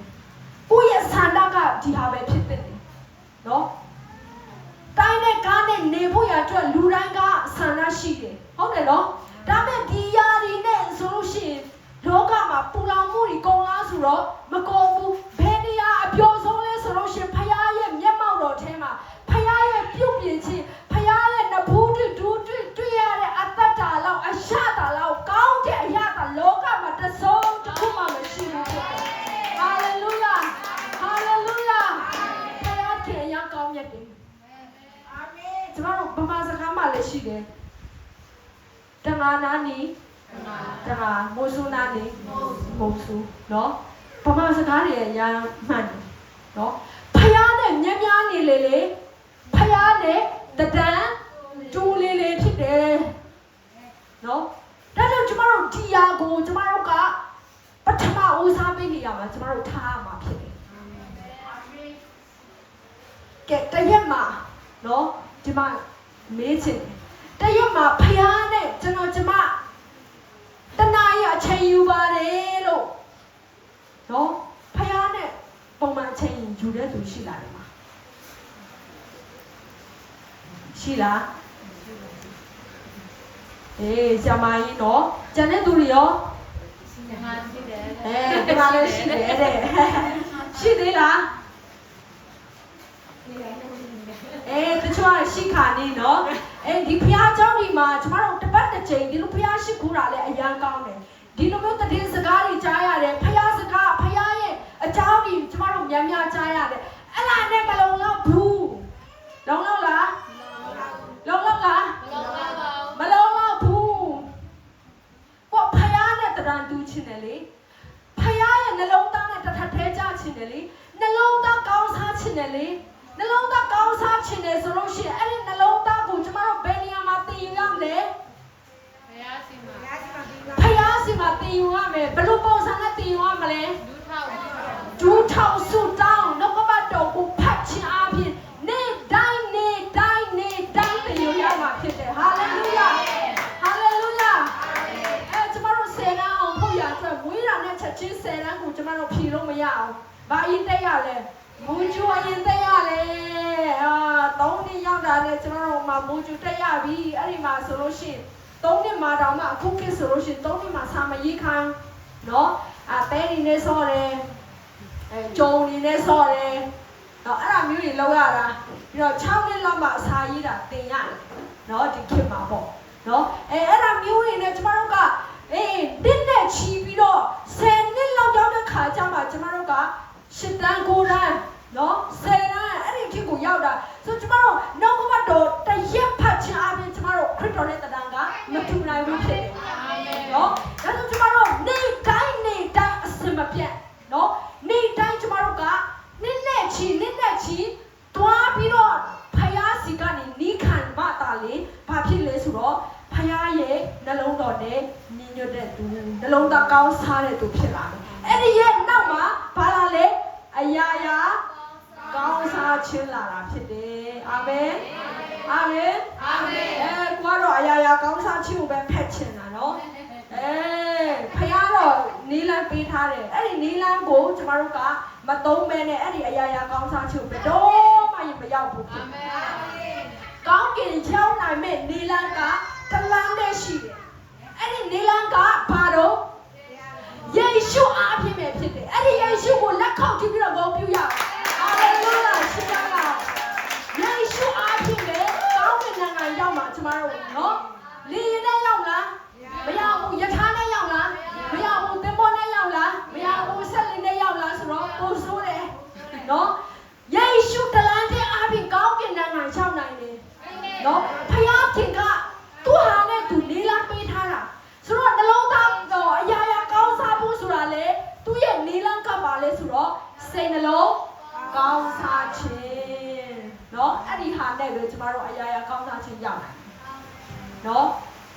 တော့အရန်လိုအပ်တယ်နော်ကျမဒီຢာကိုကျမလည်းအဲ့လိုသာပြောတော့ကျမလည်းစာမေးပွဲကဖြေနေရတာဖြစ်တယ်နော်အဲ့ဒီမှာကိုကနော်ကိုဖြေတဲ့စာမေးပွဲကိုဖယားဖြေစေခြင်းတဲ့အတိုင်းနော်ဖယားဖြေစေခြင်းတဲ့အတိုင်းဖြေနိုင်မှသာလေအမတ်ပေးတဲ့သူကဘယ်သူတော့ဖယားပဲဖြစ်တယ်နော်ဖယားကအမတ်ပေးတာဖယားဖြေစေခြင်းတဲ့အတိုင်းအဖြေမှန်ကိုကျမတို့ဖြေနိုင်တယ်ဆိုလို့ရှိရင်အဲ့ဒီပေါ်မှာအမတ်ကတက်တယ်ဘုံထူးရရင်လည်းရတယ်အဲ့ဒီပေါ်မှာတခြားသူတွေနဲ့တူလားဆိုတော့မတူတော့တော့ဒီမှာရှိတဲ့သူတွေကျမတို့ဒီမှာရှိရနော်အခုဒီနေ့ကျမတို့ရဲ့နောက်ကဘတ်တော်ကိုကြားရတယ်။အော်ငါဒါဆိုလို့ရှိရင်ဖယားနဲ့ငါတရက်ကိုပုံမှန်15မိနစ်ပဲဖြစ်ဖယားနဲ့ငါ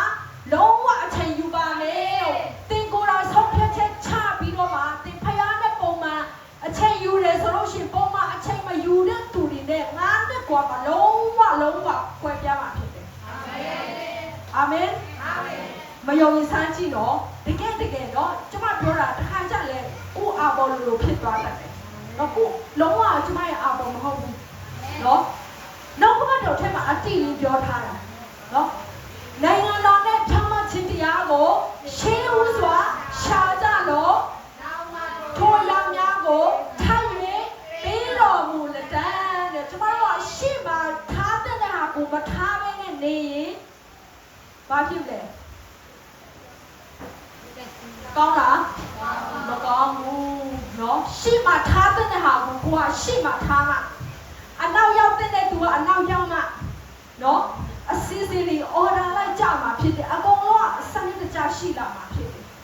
เนาะဒါကြောင့်မလို့ကျမဒီနေ့ပြောပြချင်တဲ့ຢာကဘာလဲဆိုလို့ရှိရင်တည့်ရဲ့နှလုံးသားပိုင်းဆိုင်ရာကိုအထူးပြုပြင်ပါဖခင်ရဲ့ပြုပြင်ခြင်းကိုခံယူပါအဲ့ဒါတင်မကဘူးဖခင်ကြောင့်ရောက်လာတဲ့ခါမှာဆရာမတွေအားဖြင့်ဖခင်ကတင့်ကိုထပ်ပြီးတော့စကားပြောလိမ့်မယ်အာမင်အာမင်အဲ့ဒါတွေကိုလည်းဝမ်းမြောက်စွာနဲ့ခံယူပါအာမင်တော့ဒီတော့ပြီးတော့မခံယူပါနဲ့တော့ဘေးနားမှာရှိတဲ့သူတွေပြောရအောင်ဝမ်းမြောက်စွာနဲ့ခံယူရအောင်တော့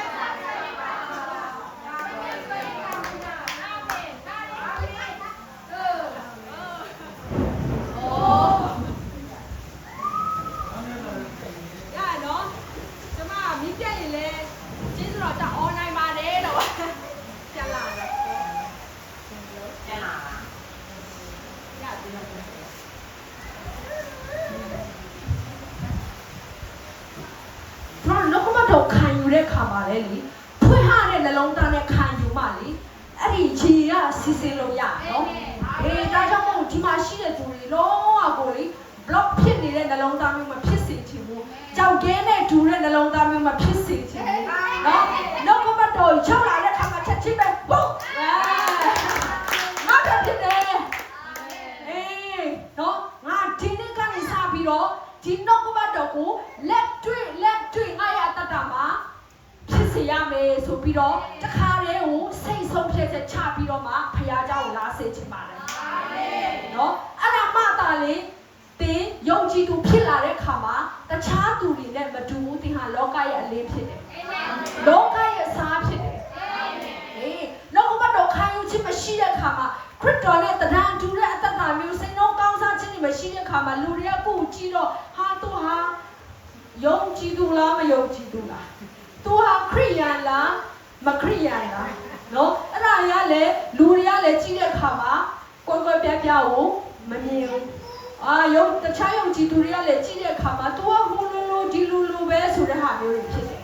နော်ဒါပေမဲ့ဖယားခင်ကတင့်ကိုအဲ့လိုမခေါ်ထားဘူးတင့်ကိုဖယားခင်ကအဲ့လိုတော့မရှိဘူးသူ့ကိုကြည့်တာနဲ့သူဟာထူးခြားတယ်သူ့ကိုကြည့်တာနဲ့သူစကားပြောပုံကယေရှုနဲ့တူတယ်သူ့ရဲ့နှလုံးသားသူလူတွေကိုကြည့်တဲ့အရာလူတွေကိုတုံ့ပြန်တဲ့အရာကတခြားသူနဲ့မတူဘူးသူ့ရဲ့နှလုံးသားကအရာလာတယ်ဘယ်လိုဖြစ်နေတာလဲငါတို့ဘာကွာတာလဲလူတွေကမိခုံထုတ်ကြလိုက်မယ်အဲ့ဒီခါမှတင်းကဘာပြောလို့ရမှာလဲဟိုဟာလားငါတော့မသိဘူးနော်ဒါပေမဲ့ငါ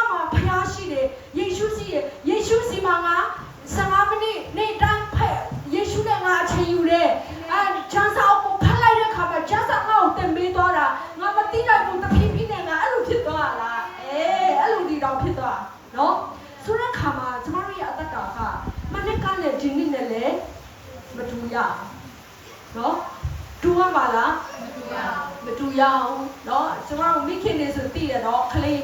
ကိုယ့်ရဲ့ကျမခလေးဆိုလို့ရှိရင်သူ့ရဲ့ဖွံ့ဖြိုးမှုကတော်တော်လေးမြန်တယ်လို့ကျမခံစားရတယ်အရင်တော့ဆိုလို့ရှိရင်ကျမအပြင်ထွက်ရမယ်ဆိုငိုပြီးနော်နှစ်နှစ်သုံးနှစ်တော့ဆိုနော်မေမေဆိုမှငိုတာအခုကျတော့လေတားရင်နူအပြင်သွားမယ်လိုက်လားဆိုလုံးဝကိုမလိုက်ချင်တော့အဲ့လိုချင်တော့နည်းနည်းလေးလူပြိုနော်ထီးတဲ့ချီရောက်လာတဲ့သူဆယ်ကျော်တက်လာတဲ့ခါမှာနော်သူ့ရဲ့ဖွံ့ဖြိုးမှုကမတူနော်ဆိုတဲ့အတိုင်းပဲကျမတို့ရဲ့အသက်တာထဲမှာယုံကြည်သူဖြစ်လာတာယဉ်ချင်းခံလာတာ10နှစ်ရှိပြီ15နှစ်ရှိပြီ9နှစ်ရှိပြီဒါပေမဲ့ကိုကလူစုကလေးတွေလိုပဲအဲ့လိုမျိုးမဖြစ်သင့်တော့နော်ဘာလို့ရမလဲဆိုလို့ရှိရင်ကိုတိုင်းလူတွေကိုခွင့်လွှတ်တဲ့သူဖြစ်ရမယ်လူတွေကိုမြစ်တာပြနိုင်တဲ့သူဖခင်ရဲ့နှလုံးသားကကိုယ့်ရဲ့အသက်တာအားဖြင့်စီစဉ်ရမှာဖြစ်တယ်ဟာလေလုယာဟာလေလုယာအဲ့ဒီအတွက်တော့ကိုလည်းစိတ်ခေါ်ပါလို့ငါမနစ်ကလည်းမတူချင်တော့ဘူးလို့နော်ငါဘွားလည်းဘယ်လိုဖြစ်နေရလဲမနစ်ကလည်းဒီပုံစံပဲဒီနှစ်ကလည်းဒီပုံစံလေးဆိုလို့ရှိရင်တော့မဟုတ်တော့နော်ဖခင်ကတနေ့ပြီးတနေ့တင့်ကိုဆွဲခေါ်တဲ့ဖခင်လက်တွဲခြင်းတဲ့ဖခင်ဖြစ်တယ်ဟာလေလုယာဟာလေလုယာအကြောင်းဒီနေ့မှာကိုအားပေးခြင်းနေနော်တဲ့ဖခင်နဲ့မြတ်များအချိန်ယူဖို့ရန်အတွက်လိုအပ်တယ်ဖခင်နဲ့မြတ်များတာအချိန်ယူပါနော်ဖခင်နဲ့အချိန်ယူတဲ့ခုနကျမလည်းပြောထားတဲ့စက္ကန့်တစ်ခုချင်းစီတိုင်းမိနစ်တစ်ခုချင်းစီတိုင်းနာရီတစ်ခုချင်းစီတိုင်းလုံးဝအချိန်ကြီးတစ်စက်မှမရှိဘူးအာမင်နော်တနေ့ကျရင်သင်ကောင်းကောင်းလေးသိလာမှာဖြစ်တယ်ဖခင်နဲ့အချိန်ယူတဲ့သူနဲ့မယူတဲ့သူရဲ့အတ္တတာလည်းကွာခြားမှာဖြစ်တယ်အာမင်ဟာလေလုယာအာမင်ဟာလေလုယာအာမင်အခုဒီမှာလည်းအသက်ကြီးပိုင်းလည်းရှိတယ်ကျမတို့ကဒီချိန်မှာဖခင်နဲ့တာအချိန်မယူပဲချိန်ယူတော့မှလည်းမကြခင်သွားတော့မယ်ဆိုတော့နော်တင်ပဲချိန်မှာဖခင်နဲ့ချိန်ယူပါလေဟိုရောက်တဲ့ခါကျမှဆိုတော့ကောင်းကင်နိုင်ငံတော့ရောက်မယ်ဒါပေမဲ့လောကမှာဖခင်ရဲ့တင့်ပေါ်မှာထားရှိတဲ့ရည်ရွယ်ချက်တွေရည်မှန်းချက်တွေတဲ့အားဖြင့်သူ့အလင်းကိုလူများတွေတီးဖို့ရန်အတွက်ဖခင်ကခွဲခံတာအဲ့ဒီရည်ရွယ်ချက်တွေပြည့်စုံမှာမဟုတ်ဘူးနော်တဲ့အားဖြင့်လူတွေကဖခင်ကိုမြင်မှာမဟုတ်ဘူးအားကြောင့်မလို့ကျမတို့လိုအပ်တယ်အသက်ကြီးပိုင်းတွေလည်းငါအသက်ကြီးပြီလူငယ်တွေပဲဖခင်နဲ့အချိန်ယူပါစေခလေးတွေလည်းဖခင်နဲ့အချိန်ယူပါစေအဲ့လိုမျိုးစိတ်ထားမထားငါဘလောက်အသက်ကြီးငါဖခင်နဲ့ပုံမှန်ချိန်ယူရမယ်ငါတော့ဘာမြဲတော့ဖတ်ရမယ်အကယ်စာဖတ်တာအားနေတယ်စာမဖတ်တတ်တဲ့သူကြီးလည်းရှိတတ်တယ်နော်နားလေတယ်ဒါပေမဲ့တော့ကိုများများခံယူနော်လူလင်ကြံစားနေလိုက်ရပါလဲလူလင်ကြံစားလူလင်ကြံစားမြန်မာစကားပုံရှိရမလားတင်တကယ်ဆောင်ရတယ်ဆိုလို့ရှိရင်နေလိုက်ရှိကိုရှိတယ်အားဆောင်ဖတ်တတ်ဘူးအဲ့ဒါတွေကဘာလဲဆိုကိုယ့်ရဲ့စင်ချီတွေဖြစ်တယ်ငါဖះเจ้าမသွားချင်တော့အခုအကြောင်းပြဒီအကြောင်းပြဒီမှာရှိမယ်လို့တော့မထင်ပါနော်တခြားတင်းတော့နော်တခြားတင်းတော့နော်ရှိတတ်တယ်တော့အဲ့လိုမဖြစ်နဲ့နားရှိပါဘူးနော်ပါစေအဲ့လိုမဖြစ်နဲ့စင်ချီတာ no ပါလို့ပြောရအောင်စင်ချီပေးတာ no ပါလို့စင်ချီပေးတာ no ပါနော်စင်ချီမပေးနဲ့ no ပါနော်ကိုကလေအဲ့လိုပြောတဲ့ခါမှာလေအပြစ်တင်တာမဟုတ်ဘူးအဲ့ဒါလည်းသိစေချင်တယ်ဖခင်နဲ့များသိပြောသွားစေချင်လို့ပေါ့နော်ခွန်အားပေးတာဖြစ်ပါလေလို့နော်အပြစ်တင်တာမဟုတ်ပါဘူးအဲ့ဒါကိုလည်းတေချာလေးနားလည်စေချင်တယ်ဘာဖြစ်လို့လဲဆိုလို့ရှိရင်ကျွန်တော်ဖခင်နဲ့တွာလာတဲ့အတ္တတာဘယ်လောက်ထိပျော်ရွှင်ဖို့ကောင်းလဲဘယ်လောက်ဝမ်းမြောက်ဖို့ကောင်းလဲဘယ်လောက်ကောင်းချီးခံစားရတယ်လဲဆိုတဲ့ဟာကိုလေလက်တွဲပြီးတော့ဒီလိုတယောက်နဲ့တယောက်ကိုနော်ယုံကြည်သူအချင်းချင်းခွန်အားပေးတဲ့တခါကျရင်လဲကိုကတော့နော်စူသိရင်လဲစူလိုက်တာပဲမှာကျမတို့မှလည်းဖခင်เจ้าရှိတယ်အဲ့မှာလဲတချို့အမရီရောနော်တချို့လူငယ်တွေရောရှိတယ်နော်အဲ့ဆိုရင်ကျမကတော့နည်းနည်းကြာလာပြီဆိုလို့ရှိရင်သူတို့စင်ချပေးတာများလာပြီဆိုလို့ရှိရင်ကဲဒီကလေးကဘယ်လိုဖြစ်တာလဲကျမတော့သူတို့ရစ်တာနဲ့ပြောလိုက်တယ်ဒါဆရာမကြီးဟိုဟာဖြစ်လို့ဒီဟာဖြစ်လို့ဒါဆိုပဲချိန်လာမှလဲနော်သူတို့တစ်ခုပြီးတစ်ခုပြောပြီးတော့မှအဲ့လိုနေတယ်ဆိုလို့ရှိရင်ကျမအဲ့လိုပြောလို့ကျ ကျမနော်ကျမတို့အကျိုးရှိတာမဟုတ်ဘူးဘယ်သူတွေ့လဲဘယ်သူတွေ့လဲကျမတွေ့ကျမဖယားနဲ့အချင်းကြီးပဲကိုလုံးနိုင်တယ်ဆိုတာပြတာမဟုတ်ဘူးဒါပေမဲ့ပြောချင်တဲ့ຢာကကျမတို့ကျမပြောနေတာမဟုတ်ဘူးနော်ဒါဆိုတော့အဲ့ဒီအရာတွေကျမကတော့တေချာလေးရှင်းပြတယ်အမလို့ကျမအဲ့လိုပြောတဲ့ခါမှာအမစိတ်ဆိုးလို့ရတယ်လို့ဒါပေမဲ့လို့အမသွားချင်တဲ့လမ်းကအမရွေးချယ်လို့ရတယ်ကျမရွေးချယ်ပေးလို့မရဘူးဒါပေမဲ့အဲ့ဒီရဲ့အကျိုးဆက်ကအမပဲရိတ်သိမ်းတာမှာလို့ကျမမရိတ်သိမ်းဘူးလို့ကျမဖယားနဲ့သွားတောင်းကျမကြိုးစားတယ်လို့ဟယ်လို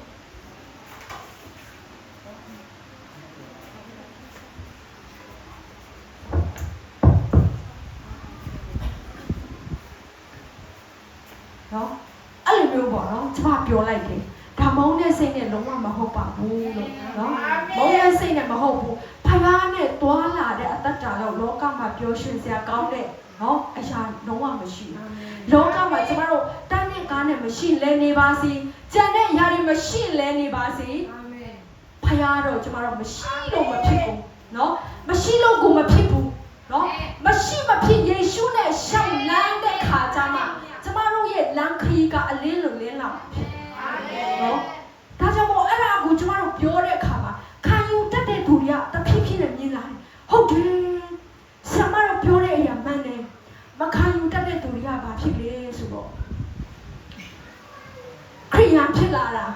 15နှစ်ကြာလေသူတို့ကမထူးတတ်ဘူးဖြစ်အာမင်နော်မကောင်းစားဘူးဖြစ်ဒါကြောင့်ဒီနေ့မှာဆရာမတွေကလည်းဒီမှာတွဲခေါ်ပေးလိမ့်မယ်နော်တခါကျဆူတဲ့ချိန်လဲရှိကောင်းရှိနိုင်တယ်အဲ့ဒီချိန်မှာအော်ငါ့ကိုစေတနာနဲ့ပြောတာပဲငါပြင်ရမယ်ချက်ချင်းကိုပြင်တတ်တဲ့နှလုံးသားမျိုးရှိစေခြင်းအာမင်အာမင်အာမင်အများကြီးပြောတယ်ဆိုရင်လေလူတွေကဘယ်လိုထင်ကြလဲငါ့ကိုနေနာလားလို့ထင်ကြတယ်နော်အဲ့ဒါလူတိုင်းပဲကိုလည်းအဲ့လိုပဲခံစားဘူးလို့နော်ဒါပေမဲ့အဲ့လိုမထင်စေချင်ဖယားနဲ့ပတ်သက်လာနော်ကျန်တဲ့ຢာတွေကတော့ထားလိုက်တော့ဖြစ်တတ်တယ်နော်ဒါပေမဲ့ဖယားနဲ့ပတ်သက်လာပြီဆိုလို့ရှိရင်ဖယားကြောင့်လာပါလို့ပြောတယ်ဟုတ်ကဲ့ဆရာမအခုချက်ချင်းလာပါမယ်တုံ့ပြန်တတ်တဲ့နှလုံးသားမျိုးနော်ဖယားနဲ့ပတ်သက်လာရင်အစင်သစ်ရှိတဲ့နှလုံးသားမျိုးအာမင်ဟာလေလုယာအာမင်ဟာလေလုယာအဲ့လိုနှလုံးသားမျိုးဖယားခင်ကအလိုတော်ရှိတာဖြစ်တယ်အဲ့လိုနှလုံးသားမျိုးရှိတဲ့သူကိုလည်းဖယားကချီးမြှောက်တာဖြစ်တယ်အာမင်ဒါကြောင့်ဒီနေ့ကတော့ဒီမှာရှိတဲ့သူတွေလေခေါ်အားရတာနဲ့မပြီးစေချင်ဘူးတကူကူတော့စိတ်ဆုံးဖြတ်ချက်ချပြီးတော့မှအိမ်ပြန်စေချင်တယ်အာမင်အာမင်ဒီဟာငါကြားလာတာတော်တော်လေးနှစ်ပေါင်းများနေပြီနော်ဒါပေမဲ့ဒီတစ်ခေါက်တော့ငါဆုံးဖြတ်ချက်ချပါရစေအာမင်အာမင်ဆုံးဖြတ်ချက်ချရမယ်နော်နောက်ခါပြန်လာရင်အတင်းကိုမေးပါကျမစာသင်တာရောင်းမှာတတာပါတယ်ခလေးတချို့ကိုခလေးရောလူငယ်ရောအင်္ဂလိပ်စာသင်ပေးတယ်နော်တင်လာတဲ့ခါမှာကျမတို့အိမ်စာဆိုလည်းမဖြစ်မနေပြန်စီးရတာတခါကျလိုအပ်တယ်ဆိုဖုန်းခေါ်ရတယ်သမီးရဲ့ homework ပေးပြီလားနော်ပေးထားတဲ့ဟွာတွေပေးပြီလားဆိုတော့တခါကျလည်းတချို့ကအစာမကြည့်ပဲနဲ့ကြည့်တယ်လို့လာပြောရဆို तू တကယ်ကိုကြည့်မကြည့်ကျမထပ်ပြီးတော့ပြန်စစ်တယ်နော်မေးကိုမေးလိုက်တယ်မသိဘူးဆိုလို့ရှိရင်ငါဘာလို့လိန်တာလဲနော်ကျောင်းဆရာမလေးနော်စာသင်ပေးတဲ့ဆရာမဆိုတာအဲ့လိုမျိုးဆိုတော့ဘာဖြစ်လို့လဲဆိုတော့အဲ့လိုမျိုးလုံတဲ့ခါကျမှသူတို့ကလေစာကြည့်တဲ့ခါကျမှဘာဖြစ်လဲစာတွေသိလာနော်မကြည့်ပဲနဲ့သိမလားမသိဘူးလေအိမ်စာကြီးလောက်ခိုင်းတယ်ဆိုတာဆရာမတွက်လားမဟုတ်ဘူးကျောင်းသားတွေဟုတ်တယ်နော်ဟုတ်တယ်နော်အဲ့ကြောင့်ဒီမှာပြောရဲဆုံးဖြတ်ချက်ချရမယ်နော်ဖယားနဲ့ချွေယူရမယ်ဆိုတော့ကျမတွက်လားဒါဆက်မှမဟုတ်ဘူးနော်မဟုတ်ဘူးဘယ်သူတွက်လဲကိုတွက်လို့ခိုင်းရစေချင်တယ်တင်ဆုံးဖြတ်ချက်ချတယ်ဆိုလို့ရှိရင်တင်တွက်ပဲကျမတို့ကတော့ခဏခဏပြောတယ်ယေရှုအကြောင်းလည်းပြောတယ်ကောင်းကင်နိုင်ငံရောက်နိုင်မဲ့တလန်းလေးရှိတယ်ကောင်းကင်နိုင်ငံရောက်နိုင်မဲ့နေ့ကယေရှုအားဖြင့်ပဲဖြစ်တယ်ယေရှုကိုယုံကြည်လက်ခံရင်ကောင်းကင်နိုင်ငံရောက်မယ်လက်မခံဘူးဆိုရင်အမရဲ့ဆုံးဖြတ်ချက်တိုင်းငါရဲသွားမယ်နော်အဲ့လိုပြောထားတာ တချို့ကလည်းအတင်းကိုလေအားနာလုံးလိုက်ပါတယ်သူလည်းရှိတယ်ယုံတယ်လို့မယုံတယ်လို့နဲ့နော်အဲ့လိုမျိုးတွေလည်းရှိတယ်တကယ်မရဘဲနဲ့တကယ်မယုံဘဲနဲ့အဲ့ဒါမျိုးတွေလည်းရှိတယ်အားကြောင့်ကိုကတော့ကျမကတော့အဲ့လိုမျိုးဖြစ်စေချင်နော်တော့ဒီမှာရှိတဲ့သူတွေကိုကြောင်းတောက်လို့သဘောထားတာလည်းမဟုတ်ပါဘူးလို့တကယ်ကိုနော်ဖြစ်စေချင်တယ်တကယ်ကိုလေဒီနေ့ကြားတဲ့တည်စကားကိုအိမ်ရောက်တဲ့ခါမှာလူတွေကမင်းမဲဒီနေ့နှုတ်ဘတ်တော်ပါလဲဆိုလက်ခုပ်တော့တီးနေရပဲအာမင်ဟာလေလုယာထူးနေရဘာဒီမှလည်းမသိပါဘူးလို့ဖြေတယ်ဆိုလို့ရှိရင်အဲ့မှာကျွန်မတစ်ခေါက်ပြန်ဟောချင်တယ်မလို့ပြောတယ်နော်ဒီနေ့ကအစနဲ့ဆုံးထိနော်နော်တဘောကပါလဲဆိုလို့ရှိရင်နော်တခုခုကိုရစေချင်တယ်ဒီနေ့ပဲမဟုတ်ဘူးနောက်ပတ်ကြရင်လေဒီမှာဖျားရှိခိုးတဲ့ခါမှာလေဒီနေ့နှုတ်ဘတ်တော်အားဖြင့်ငါရဲ့အတ္တတာနော်ကိုအားရတယ်နဲ့မပြီးဘူးပါလေအတ္တတာမှာငါဆုံးဖြတ်ချက်ချရမယ်တကယ်လက်တွေ့ငါလှုပ်ဆောင်ရမယ်ဆိုပြီးတော့နော်ဆုံးဖြတ်ချက်ချပြီးတော့တကယ်လေလက်တွေ့လှုပ်ဆောင်တဲ့သူဖြစ်စေချင်နော်ဆိုတော့ဘာဖြစ်လို့လဲမနေ့ကနဲ့ဒီနေ့လည်းမတူရအောင်နော်တူဖို့လည်းဖရားလို့တော့မရှိဘူးနော်ကျမတို့ရဲ့ခြေလမ်းကဒီမှာခရိယန်ရဲ့တတ်တာကဒီမှာရပ်နေဖို့လည်းမဟုတ်ဘူးနော်နောက်ဆုတ်ဖို့လည်းဖရားလို့တော့မရှိဘူးနော်ဟိုမှာယေရှုရှိတယ်ယေရှုဘက်ကိုကျမတို့တဖြည်းဖြည်းနဲ့သွားဖို့ရတော့ဖြစ်တယ်နော်ဟာလေလုယာအာမင်ဟာလေလုယာအာမင်အဲ့ဒါကြောင့်မသွားဘဲနဲ့မရအောင်သွားတဲ့ခါမှာတော့မှနီလန်းနေရှိတယ်နော်ဟိုမှာယေရှုရှိတယ်ကျမသွားတဲ့ခါမှာယေရှုကိုပဲတဲ့ကြည့်ပြီးတော့ကျမဒီလိုသွားရတယ်ဘယ်ရင်လိုက်ညာရင်လိုက်နော်ထိုင်လိုက်ထားလိုက်အဲ့လိုမျိုးနဲ့မသွားရဘူးယေရှုကိုပဲတဲ့ကြည့်ရတယ်အာမင်နော်အဲ့ဒါနီးလန်းဖြစ်တယ်မဟုတ်ဘူးဆိုရင်ဘေးနားမှာဘာတွေရှိလဲမုန်တိုင်းတွေရှိတယ်ကိုယ်လဲစိမ်မဲ့အရာတွေမြောက်များစွာရှိတယ်နော်လောကမှာတည်မြဲတဲ့အရာတစ်စုံတစ်ခုမှမရှိဘူးတည်မြဲတဲ့အရာကဘာလဲဆိုတော့ဖခင်ရဲ့နိုင်ငံတော်ယေရှုနော်ကြောက်ပေါ်မှာတည်ဆောက်တဲ့အိမ်လူပဲတည့်ရတတ်တာယေရှုကိုတက်တဲ့ကြည်မှသာလေတည့်ရတတ်တာခံခန်းမှာဖြစ်တယ်အာမင်ဟာလေလုယာအာမင်ဟာလေလုယာအာမင်ဒါကြောင့်ဒီနေ့မှာတော့ဒီမှာရှိတဲ့သူတွေတော့ကျမတိချာလေးကိုကြည့်နေဘယ်သူကတကယ်ခံယူလဲပေါ့နော်ဆရာမဆိုတော့လေနည်းနည်းတော့ဒီဆရာမတော့နောက်ခေါက်ဆရာမရေမဖိနေတော့နော်ဆိုရင်လည်းရပါတယ်လို့ဒါမှကျမမကြခဏမေးမယ်ဆရာမနေပြီဟိုတခါတရားနာတဲ့သူတွေအသက်တာပဲလို့ချင်းရှိတယ်အာမင်နော်ဖခင်နဲ့အချိန်ယူနိုင်တဲ့အသက်တာရှိလားမရှိဘူးလားနော်မရှိသေးဘူးဆိုရင်လည်းကျမဟိုနေရာနေဆုတောင်းပေးပါမယ်အာမင်အာမင်အာမင်ဒီကနေ့လောင်းသားနဲ့ကျမတကယ်ဆုတောင်းပေးပါမယ်လို့နော်မျက်ရည်တော့ကြားခါတယ်ဒီကနေ့လုံးသားနဲ့ဆုတောင်းပေးပါမယ်ဒီနေ့မှာရှိတဲ့သူတွေရောက်ချင်းစီတိုင်းနေဖခင်နဲ့တကယ်သွားတဲ့သူဖြစ်စေချင်ပါတယ်နော်ယေရှုထံပါမှာမြများနေတဲ့သူဖြစ်စေချင်ပါတယ်ယေရှုကခန္ဓာကိုယ်နဲ့ဒီမှာမရှိဘူးနော်ဒါမဲ့သူကတကယ်အသက်ရှင်တဲ့ဖခင်ဖြစ်တယ်အာမင်ကျမတို့အာယုံ၅ပါးနော်တချို့က6ပါးလို့ပြောတယ်6ပါးပြော5ပါးပြောအာယုံကျမတို့အာယုံဒီနဲ့ခံစားလို့ရတယ်ခံစားလို့ရတယ်ယေရှုကထိတွေ့လို့ရတယ်ဖခင်ရဲ့ထိတွေ့ခြင်းကိုတခါမှမခံစားဘူးဒီကိုဆိုလို့ရှိရင်ဒီငိုကြွေးပြီးတော့မှဆုတောင်းပါအာမင်အာမင်အာမင်ဆာမဆွာနဲ့တင်ဆုတောင်းရမှာဖြစ်တယ်ဖခင်ကိုတခုမလို့ခြင်းတဲ့ကလေးတွေသိရမလားသူတို့လိုချင်တဲ့ဟာတွေရှိတယ်ဆိုတော့တစ်ခါကြလဲတစ်ခါမရရင်လေတစ်ခါတောင်းတယ်တစ်ခါမရအောင်ဆိုလို့ရှိရင်ငိုကြွေးပြီးမမေရဲ့တောင်းဝဲပြီးပါဟိုဝဲပြီးပါအဲဒီခါမှာမိမတွေကဘာဖြစ်လဲအိုးငါကလေးကျမတို့ဆိုတူတီတော့တာဆိုတော့နော်ငါမဒီကလေးပဲရှိတာငါမဝဲပြီးဘယ်သူဝဲပြီးမှလဲနော်မိဘရဲ့စိတ်ကပါဆိုတာမိပေါ်မှာကျင်နာတဲ့စိတ်နော်ချစ်တဲ့စိတ်ကအပြည့်အဝရှိပြီးသားဖြစ်တယ်အာမင်ဒီကျမတို့ရဲ့ကောင်းကင်ဖခင်ဖယားခင်ကတင်းနဲ့ထိတွေ့ဖို့ရတော့မပေးဘဲနဲ့မနေအာမင်တင်းကိုအရာထိတွေ့ခြင်းနဲ့ဖယားဖြစ်တယ်တင်းကိုစကားပြောခြင်းနဲ့ဖယားဖြစ်တယ်တင်းကိုကြားမစေခြင်းနဲ့ဖယားဖြစ်တယ်တင်းကိုပြည့်စုံစေခြင်းနဲ့ဖယားဖြစ်တယ်နော်ဒါကြောင့်ဒီမှာရှိတဲ့သူတွေဖယားကိုများများနီးစမ်းပါအာမင်နော်တချို့ကလည်းမယုံတယုံဖြစ်နေတဲ့ခါလာလည်းဖြစ်မယ်အဲ့ဒီသူတွေကိုလည်းဆက်ပြီးတော့ခွန်အားပေးခြင်းနဲ့ယေရှုဟာတကယ်အသက်ရှင်နေဆိုလို့ရှိရင်ကျွန်တော်ကျမကိုနော်ထိတွေ့ပေးပါ ခေါ်ပေးပါညအိမ်မက်တဲ့ချိန်မှာလဲစကားပြောပါမနက်ထားတဲ့အခါမှာလဲစကားပြောပါလမ်းသွားတဲ့ချိန်မှာလဲစကားပြောပါဈေးသွားတဲ့ချိန်မှာလဲကိုရောစကားပြောပါဆိုပြီးတော့မှတင်ကိုယ်တိုင်စာငတ်ချင်းနဲ့တင်ယေရှုကိုခေါ်တယ်ဆိုလို့ရှိရင်ထူးတဲ့ဖခင်ခေါ်ရင်ထူးတဲ့ဖခင်ဖြစ်တယ်ဟာလေလုယာဟာလေလုယာဟာလေလုယာဒါကြောင့်ဒီမှာရှိတဲ့သူတွေရောက်ချင်းစီတိုင်းကိုဒီနေ့မှာဒီရနဲ့တော့တစ်ခုခုဆုံးဖြတ်ပြီးမှတာပြန်ပါကဲအခု2မိနစ်လောက်ချိန်ရအောင်ဆုံးဖြတ်မယ်နော်ငါအရင်တော့မလုပ်ဘူးတဲ့အရာအခုဖယားနဲ့အချိန်ယူဖို့ရန်အတွက်လည်းဒီငါတစ်ခုခုဆုံးဖြတ်ချက်ချမေးဆိုမှနော်တည့်ရကျမမမေးဘူးနော်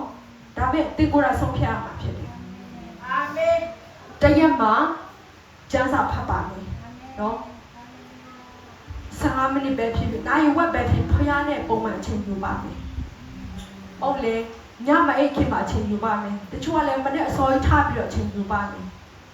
နော်ဆုံးဖြတ်ချက်ချစေချင်တယ်ယုံကြည်ပြီးသားသူတွေလည်းအဲ့ဒီပဲ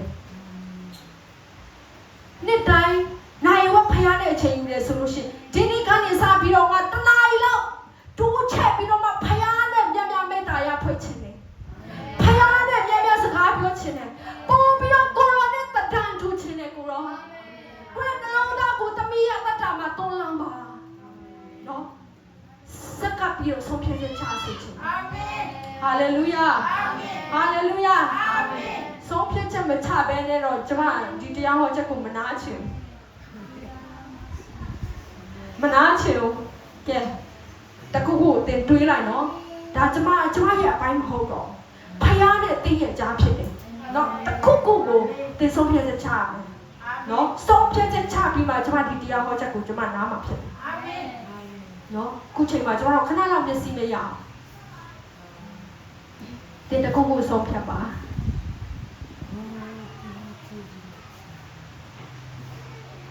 တင်းနဲ့ဖယားကြားဖြစ်တယ်နော်ကျမမသိပါဘူးလုံးဝကိုမသိပါဘူးတင်ပါဆုံးဖြတ်ချက်ချလဲဆိုတော့ကျမမသိဘူးဒါပေမဲ့ကျမခေါ်အားပေးလို့ရတာကဖယားကတင့်ကိုများများထိတွေ့ခြင်းတယ်တင့်ကိုများများစကားပြောခြင်းတယ်တင်ရဲ့လက်ကိုကိုင်းဆွဲပြီးတော့မှလောကမှာအသက်ရှင်တဲ့အခါမှာအခက်ခဲကိုလည်းတင်နဲ့အတူကြော်ဖြတ်ခြင်းတဲ့ဖယားဖြစ်တယ်တင့်ကိုဉာဏ်ပညာပေးခြင်းတဲ့ဖယားဖြစ်တယ်ဟာလေလုယာ